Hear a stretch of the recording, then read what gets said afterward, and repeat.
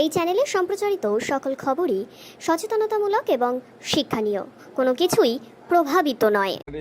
সাংবাদিক সম্মেলনে বলেছি DVRCCC সেই তাতে রাজ্য সরকারের পশ্চিমবঙ্গ রাজ্য সরকারের প্রতিনিধি আছে এবং যেটা হাই লেভেল টিম তাতে সচিব ইরিগেশন দপ্তর আছেন। আর যে hour to hour minute to minute মানে ঘন্টা প্রতিদিন যেটা মনিটরিং হয় জুন মাস থেকে 30 সেপ্টেম্বর পর্যন্ত এই পিরিয়ডে মনসুনের পিরিয়ডটাতে এই সময়ে ওখানে যে টাস্ক ফোর্স আছে তাতে মেম্বার হচ্ছে irrigation and waterways department, government of West Bengal, chief engineer 1। Written consent নিয়ে এগুলো হয়েছে। তারপরে ড্যামটা তো যাতে না ভেঙে যায় করতে হবে। আপনি পশ্চিমবাংলাকে আমি আপনাকে বলছি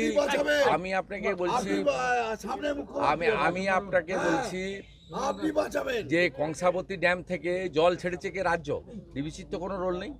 আপনি জল ছেড়েছেন কেন? মেসেঞ্জার থেকে আপনি জল ছেড়েছেন কেন?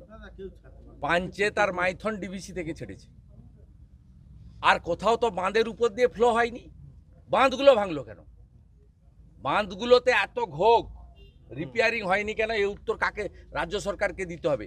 যদি বাঁধের উপরে ওভারফ্লো হতো তাহলে ডিবিসির অতিরিক্ত জল নিশ্চিতভাবে একটা ফ্যাক্টর, কিন্তু এখানে বাঁধগুলোই ভেঙেছে।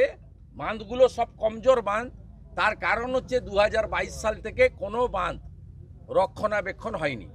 আর আমি উল্টে প্রশ্ন করতে চাই, নিম্ন দামোদর যেটা আমাদের গলসি থেকে জামালপুর হয়ে পুরো এই দিকটা হয়ে আপনার সোনামুখী বাঁকুড়া হয়ে উদয়নারায়ণপুর আমতা গিয়ে শেষ হয়েছে, এই যে লোয়ার দামোদর বেসিন এলাকা, এর জন্য ভারত সরকার গ্যারেন্টি থেকে 5% টাকা ভারত সরকার দিয়ে 5400 কোটি টাকা ওয়ার্ল্ড ব্যাংক দিয়েছে।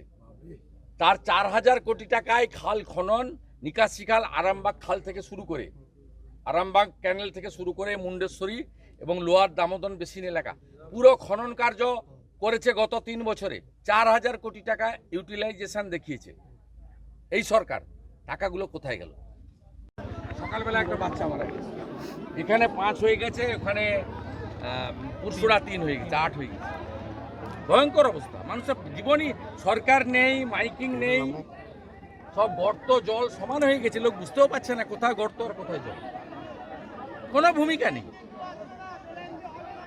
কোথাও রান্না করা খাওয়ার বিতরণ চোখে পড়বে না, শুকনো খাওয়ার বিতরণ চোখে পড়বে না, ব্লিচিং ফিনাইল দিয়ে জনস্বাস্থ্য সুরক্ষা চোখে পড়বে না, পানীয় জলের পাউচটা পর্যন্ত নেই। আমি কলকাতা ফিরে 5 লিটারের জার যতটা পারি আমার সাধ্য মতো তৈরি করে পাঠাচ্ছি।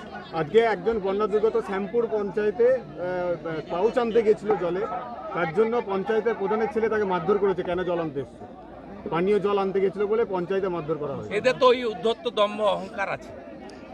যাক, আমরা সাধ্য মতো আমাদের ক্ষমতা অনুযায়ী করছি। প্রথম দিন থেকে এমএলএ পড়ে আছে, দিন রাত জেগে পড়ে আছে। আমরা ইতিমধ্যে এখানে প্রায় এমএলএ 1000 তারপলিন কিনেছেন, আমি 800 পাঠিয়েছি। 1800 তারপলিন আমাদের পক্ষ থেকে 2000 তারপলিন বিতরণ করা হয়েছে সরকারি ছাড়া। খাওয়ারের প্যাকেট প্রায় 5-6 হাজার, চিড়ের প্যাকেট, গুড়ের প্যাকেট বিতরণ হয়েছে। আজকেও প্রায় আমরা 2000 খাওয়ারের প্যাকেট এখানে দিয়ে গেলাম। যে কজন মারা গেছে তাদের প্রত্যেকটা ফ্যামিলিকে আমরা দলের পক্ষ থেকে সাহায্য করব এবং কেন্দ্রীয় সরকারের 2.5 লক্ষ টাকা করে তারা চেকও পাবে ক্যালামিটি রিলিফ ফান্ড CRF এ। এটাও জানি না, কারণ ওটা তো স্টিকার লাগিয়ে দিবে, বলবে পিসি দিয়েছে। ওই জন্য আমি বলে গেলাম এটা কেন্দ্রীয় সরকারের টাকা, 2.5 লাখ টাকা করে পাবে। ওটা তো স্টিকার লাগিয়ে একাধিক চাষের জমিতে ক্ষতিগ্রস্ত, কিচ্ছু নেই, ধ্বংস হয়ে গেছে। পানের বরজ, পোলট্রি, ফিশারি কিচ্ছু নেই। খানাকুল 1, 2, পুরসুড়ার বড় অংশ, আরামবাগের পাট, গোঘাটের পাট ধ্বংস হয়ে গেছে। ত্রাণ না পেয়ে জায়গায় জায়গায় বিক্ষোভ চলছে। ত্রাণ না পেয়ে বিক্ষোভ করে সাধারণ লোক কি করে পাশে দাঁড়াতে হবে। আমি আপনাদের মাধ্যমে ভারত সেবাশ্রম সংঘ, রামকৃষ্ণ মিশন, বিভিন্ন NGO, বিভিন্ন অনেক সহৃদয় ব্যক্তিরা আছেন। কলকাতাতে অনেক বড় বড় সোসাইটি আছে, সেবা কার্য করে, রোটারি, লায়ন্স, রেড ক্রস। তাদেরকে বলবো আপনারা অবিলম্বে পুরসুড়া, খানাকুল 1, 2, আরামবাগের মলয়পুর থেকে শুরু করে এই এলাকাতে অবিলম্বে এসে আপনারা একটু সহযোগিতা করুন। সবাই মিলে করলে হয়ে যাবে। সাধারণ মানুষের দাবি নদী আছে, বড় বড় নদী, প্রত্যেকটা নদীরই বাঁধ ভেঙেছে। এই বাঁধগুলো কখনোই কোনোভাবে নির্মাণ করা হয় না। গত 22 সাল থেকে কোনো মেনটেনেন্স হয়নি। প্রি মনসুন কাজ হয়ে গেছে। দাদা